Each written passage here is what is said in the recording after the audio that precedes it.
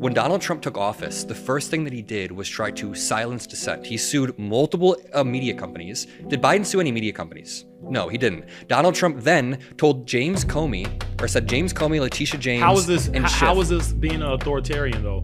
If I was an actual authoritarian, then you do know they wouldn't even have the right to do those things or say those things. Let's right? start They off here. protest. They protest in don't. Chicago. They protest in Chicago. All that they're protesting. And what is Trump doing? How are you silence? Wait. What is Trump doing in response to the protests? He's mobilizing the military in the city. To get rid of the illegal migrants. That's not for the citizens. ICE gets rid of the illegal migrants. Right. ICE does. Right. Not the military. Could you do that?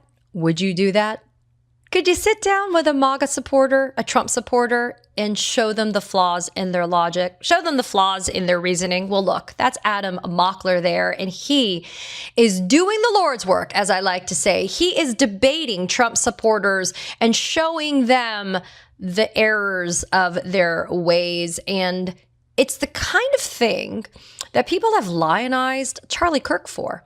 And yet Adam's doing work for the right side. And I love being able to talk with him because he's a brilliant, thoughtful young man who is driven by democracy. And I wanted to share some of his latest insights with all of you.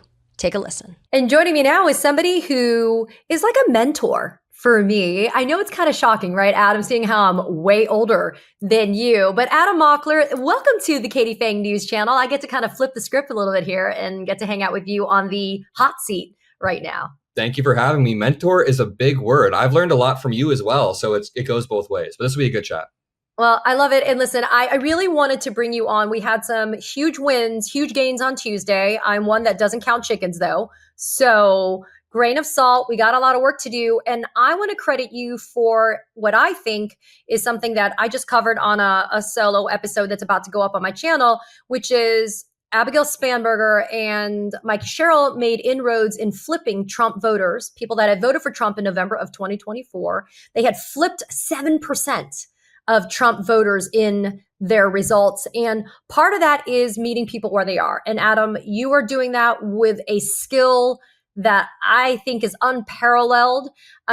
Let's start first talking about with something that I watched on your amazing YouTube channel. It is the pilot episode, but it is a sit down, face-to-face, in person, like reach out and touch someone debate with a guy named Vashon. He is known as the, quote, Chicago conservative, a young, smart Black man.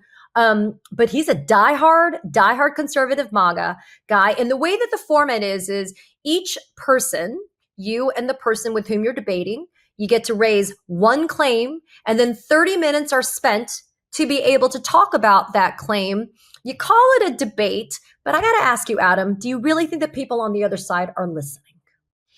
I think that I introduced them to new fact patterns they hadn't heard before. So even if they're not listening, Bashan after the debate was like, dude, you're kind of a cool liberal. I didn't know liberals could be cool. And that's a lot of things. A cool liberal. Yeah, that's me. But I swear a lot of young people right now don't understand what liberalism even means. They just liberals get painted by the right. So it's not even that I had to win Vashon over on each exact point or get him to understand this, this, and this. But this is like off the record, or it's not off the record, but this is to the side.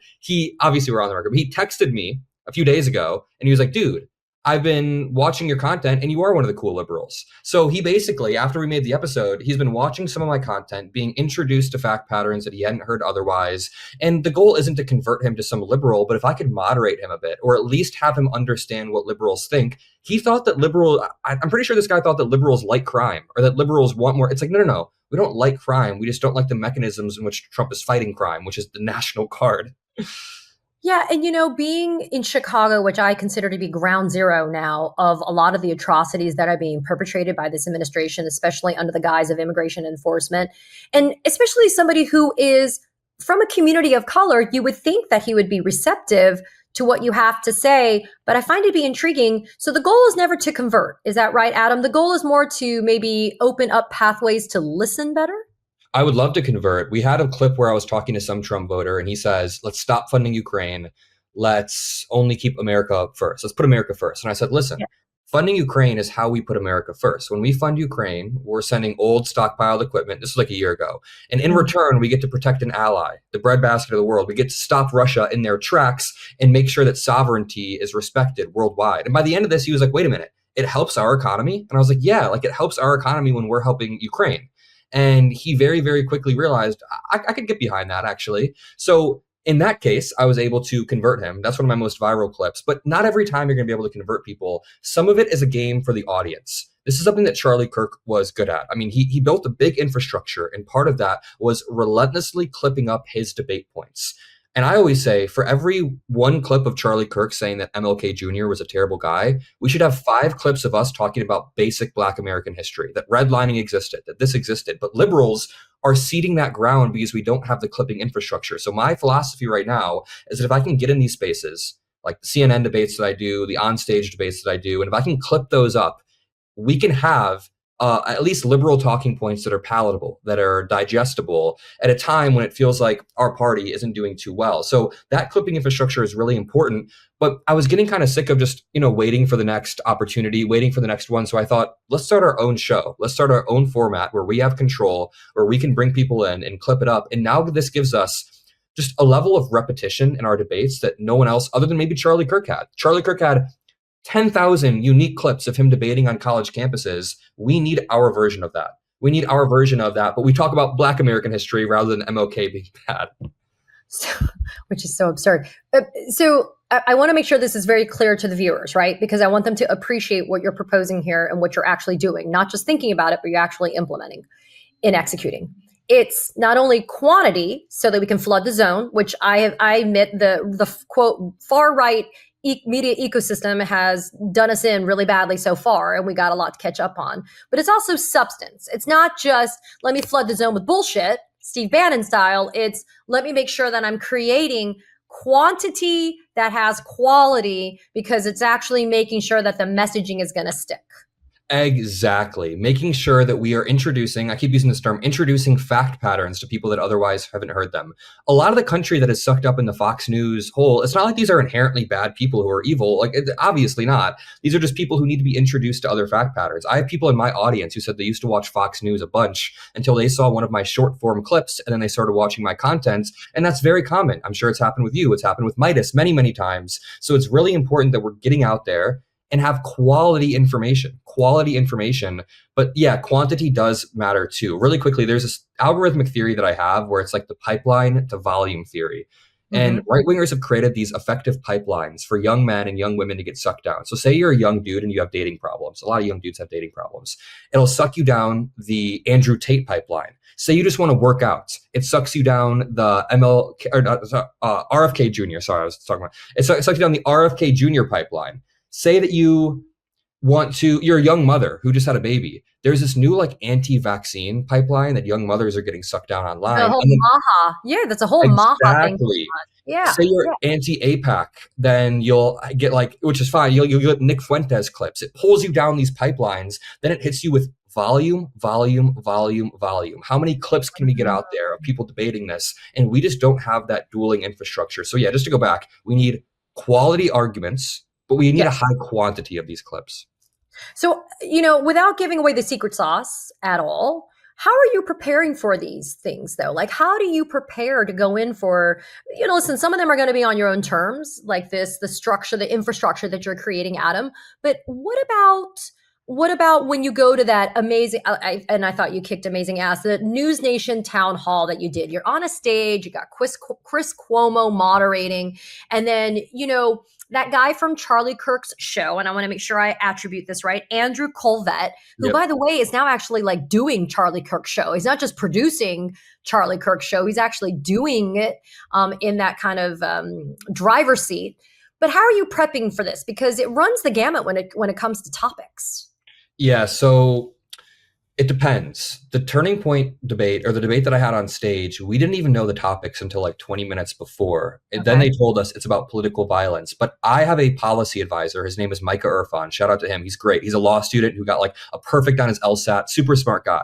We had been prepping for this Jubilee debate for the month before that. I did a Jubilee 1v20 where it's me in the center and then 20 Trump supporters around me. Yes. It was crazy. It's going to be called one liberal college dropout versus 20 MAGA students. But while I was prepping for that, we had all of these frameworks laid out about tariffs, about political violence, about one of our frameworks is that Trump acts as if he doesn't want the opposition party to exist. All the time, every action that Trump takes, he doesn't want Democrats as a party to exist. You can look at the attacks on Act Blue. So I had all of these frameworks in my head.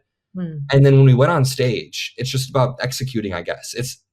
You build a level of confidence as you keep going that I can execute. So I don't get as nervous as I used to before. I still get nervous, of course, but the prep is very iterative to answer the core of your question. The prep iterates off of the last debate that I do. I watch it, I get feedback, and I move on to the next one.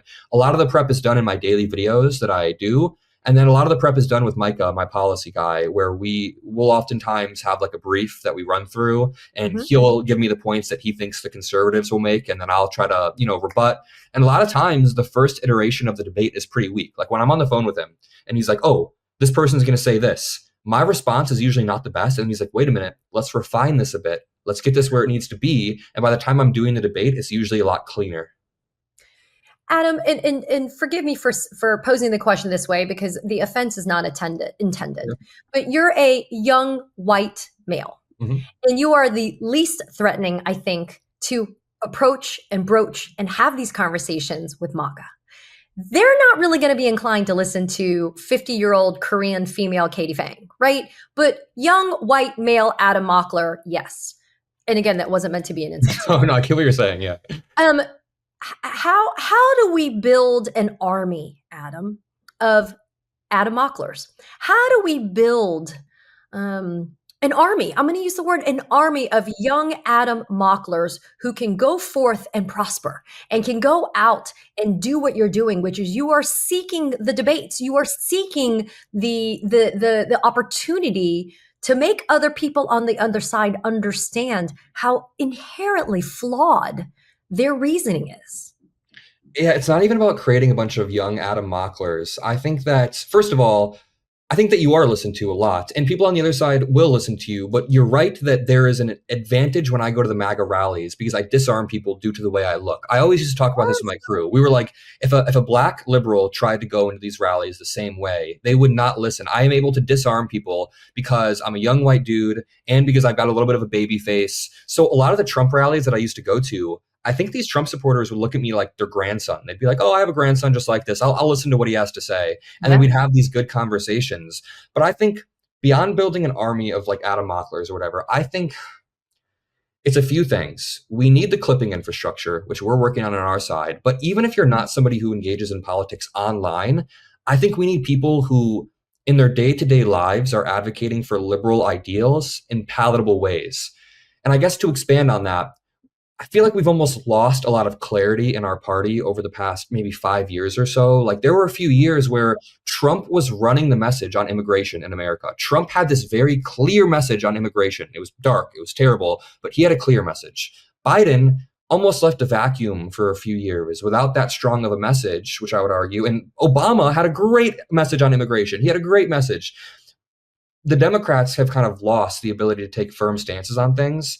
And I think that we need to get back out there, be less risk averse. And on a daily basis, people should be trying to, it's hard to say, but like present our ideas in the most palatable way possible. A lot of people on our side have this tendency to be condescending or finger waggy, or they're all the time be like, it's not even worth having this conversation. It's not even worth talking to the other side. By the way, I am guilty of a little bit, but go ahead. Yeah. No, I get that too. I think to a certain degree, there are people you shouldn't talk to, of course, but I think we're ceding ground when we had Charlie Kirk going out there doing this, and we don't have people on our side trying to rebut or give our views in a palatable way. Then most people think that the left is just like a finger waggy, blob, rather than people who are able. So just to back up, I think my advice would be try to have these conversations in a reasonable way. And then if you want to go out and make content, just be yourself, be unique, clip it up and post it out there.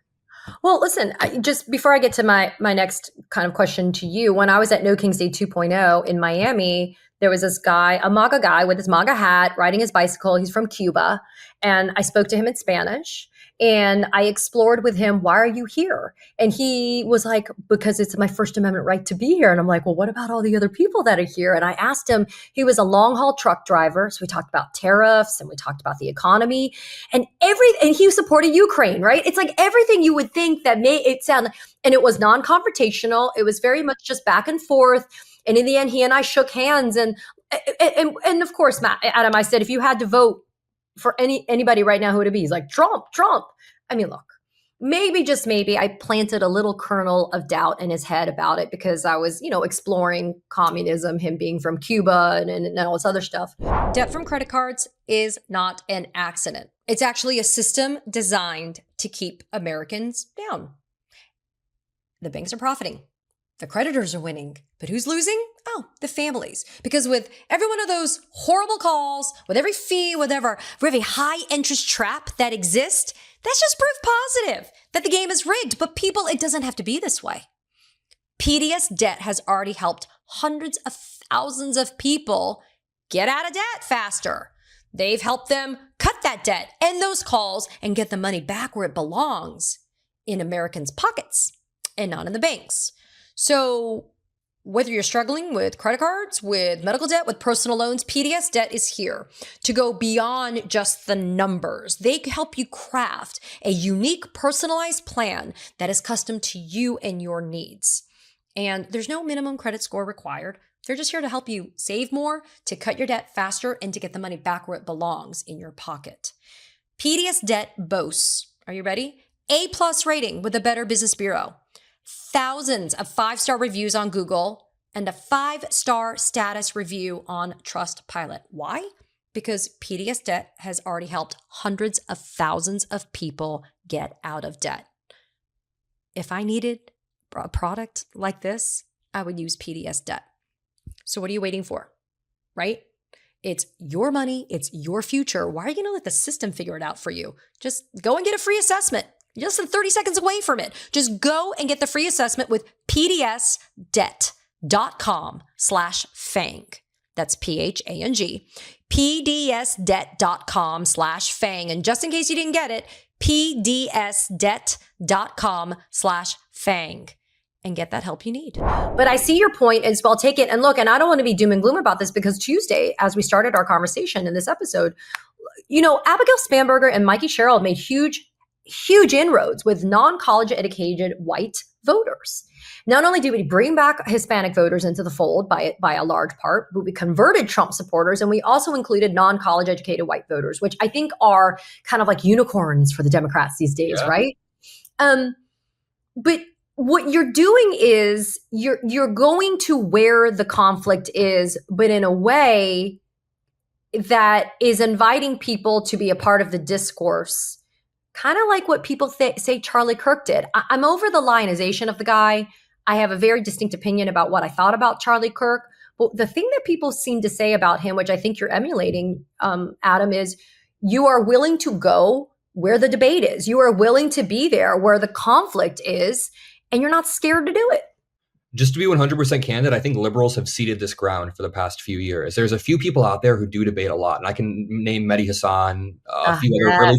He's the best, right? But he's an outlier in the liberal movement. A lot of people had this belief that, MAGA was over. It's not really worth discussing. I remember one time, like 3 months ago, it was before Kirk died, like the month before, I made a video about Charlie Kirk, and someone in the comments said, Adam, please don't give the air to Charlie Kirk or the MAGA movement. I remember thinking, guys, the MAGA movement is the air right now. We are the ones who have to sell our ideas. Mark Cuban always puts it like this. Politicians and politics is about selling yourself, is about sales. And all of the time, liberals, not all the time, a lot of the time, liberals will cede ground because they don't think we need to sell our ideas, but that's what we need to do. We need to be in these spaces. We need to be selling the ideas in a palatable way, clipping it up and distributing it online. And the dude that you were talking to at No Kings, a lot of my commenters hate when I say this, but like a lot of Trump supporters are like that guy. Not every Trump supporter is someone who's dug in and hates every single like brown person, immigrant. A lot of people are just kind of apolitical and haven't been introduced to the fact patterns that they need to be introduced to.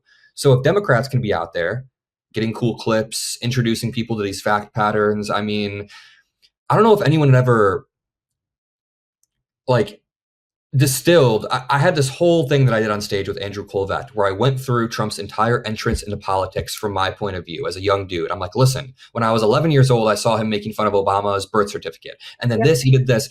It's a distillation of what we've seen over the past decade. And we need more liberals out there talking like that. So yeah, just to bring it back, I think that the dude that you talked to maybe could be winnable. I think that that's somebody who in a few years could flip to the other side. I mean, this isn't some guy who like hates his country. This guy probably doesn't even know about the fake elector scheme. He loves this country. There's a reason why he came to this country. He loves this country. I doubt he knows about January 6th or knows much about the fake elector scheme surrounding it. He probably thinks that most liberals are just kind of like whiny people. He probably views every liberal as Chuck Schumer. That's what he said.